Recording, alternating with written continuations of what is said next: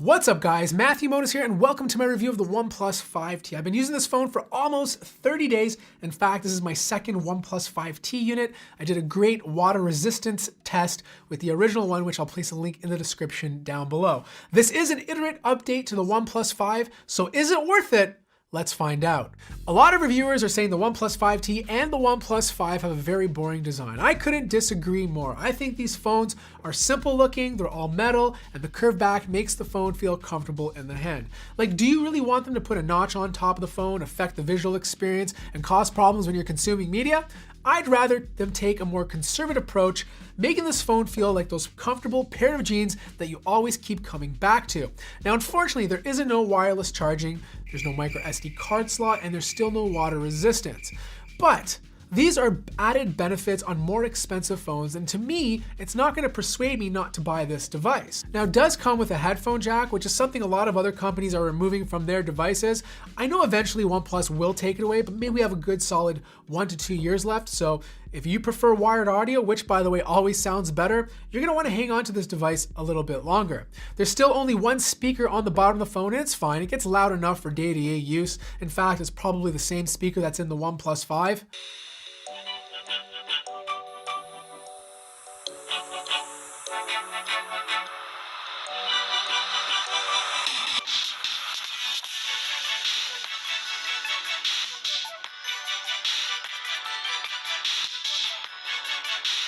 Other design changes include a slightly raised camera bump, at least compared to the one on the OnePlus 5, and the fingerprint scanner is no longer on the front because it's now on the back, similar to the Pixel 2 and of course the Galaxy Note 8. They did this for one reason, to bring the phone to 2017 standards. You now have a 6-inch display with very little bezel, making it pretty much the exact same size as the OnePlus 5. The display is still full HD, so 2160 by 1080, but it's using the new 18:9 aspect ratio. So in some ways you get more screen real estate when you're doing productivity stuff, but when you're consuming media, you might get a little bit more with the OnePlus 5. The colors are pretty much in line with the OnePlus 5. You're not gonna see that big of a difference in terms of color accuracy and color reproduction. In fact, I have them both side by side and I can't even tell the difference. And even though the display is not on par with the Galaxy S8, it still gets bright enough outdoors. The color profiles are fantastic. OnePlus lets you change them. So if you want something a little bit more realistic, you can leave it on that. Or if you want to bump up the saturation, you have that option too. The software experience is pretty much the same as the OnePlus 5, running Android 7.1.1. Now, I do personally feel OnePlus missed the ball on this. They could have released the phone with Android 8.0, considering they released this phone late November. Now, they are saying it's going to come out Q1 of 2018, but I mean, this is running pretty close to stock Android and would have been a good opportunity. With that being said, this brings me into performance. And of course, just like the previous OnePlus 5, this thing runs fast as butter. In fact, it's one of the fastest smartphones I've used in 2017. The continuation of having 6 to 8 gigabytes of RAM, the latest Snapdragon 835, and of course, a very stock experience provides a very fast performing smartphone. The camera is an interesting area because OnePlus made a huge deal on how much better it is, especially in low light, than it is on the OnePlus 5. Quite frankly, I've been using it. It's pretty darn similar and I don't see that much of a difference. You'll still have 2 cameras on the back, one's 16 and the other one is 20, just like the OnePlus 5, but this time you have a second lens that's dedicated to low light photography.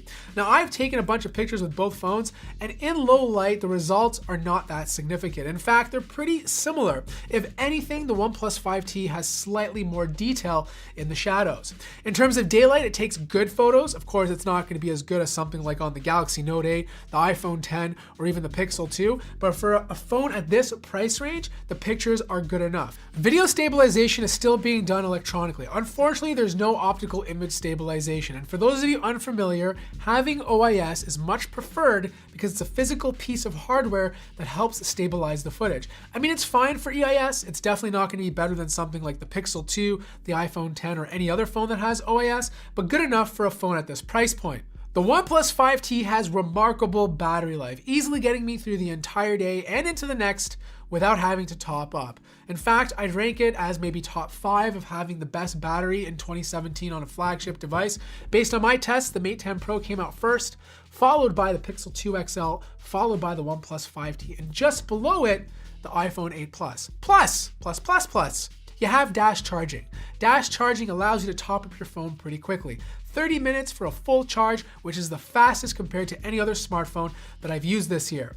So here's the bottom line. The OnePlus 5T is a remarkable experience, and they managed to do this while keeping the price at $500. Sure, it doesn't have the best camera, it doesn't have the best display, but it has great battery life, amazing performance, and a good software experience. At the end of the day, what are you paying $500 more for? Just a better camera and just a better display. The OnePlus 5T managed to hit every single area to make it good enough, providing you great value. With phones going up to $1,000 and over, there's no better time to look at phones like the OnePlus 5T as a great option. So that wraps up my review of the OnePlus 5T. Let me know your thoughts in the comments below. Do you like this thing? Do you prefer something else? I want to hear what you have to say. Thanks for watching, and I'll see you guys in the next one.